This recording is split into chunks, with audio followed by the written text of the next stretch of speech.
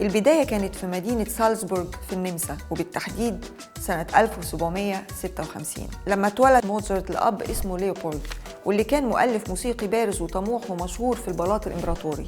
ليوبولد اكتشف في ابنه موهبة مش طبيعية. وولفجانج كان يدوب بيتعلم المشي، وفي نفس الوقت كان لما يسمع أي مقطوعة موسيقية من أول مرة كان بيعرف يعزفها من غير ما يغلط في أي نوتة، لدرجة إنه ألف أول قطعة موسيقية وهو عنده 5 سنين بس، واللي كتبها في الدفتر اللي كان أبوه بيعلم فيه أخته نانيرل قواعد العزف والتأليف الموسيقي. وعشان كده في ناس كتير بتسمي أول قطعة يألفها موتزارت باسم نانيرلز نوت بوك أو دفتر نانيرل، ودي معلومة مش دقيقة قوي. ليوبولد ما ضيعش وقت، أخد موتزارت وأخته اللي كانت موهوبة هي كمان، وبدأوا رحلاتهم في كل عواصم أوروبا. موتزارت الطفل كان بيعزف بكل ثقة وعبقرية قدام ملوك وأباطرة زي الإمبراطورة ماريا تيريزا والإمبراطور جوزيف الثاني صاحب المقولة الشهيرة مزيكتك رائعة بس فيها نوت كتير قوي يا موتزارت. وفي لندن قابل باخ الابن، وفي روما البابا منحه وسام فخري بعد ما كتب من الذاكرة قطعة موسيقية سرية كانت محمية من النسخ. عبقرية موتزارت ما وقفتش عند العزف العبقري أو عند أول مقطوعة كتبها، ده بدأ كل حاجة بدري جدا، يعني ألف أول سيمفونية وهو عنده 8 سنين بس.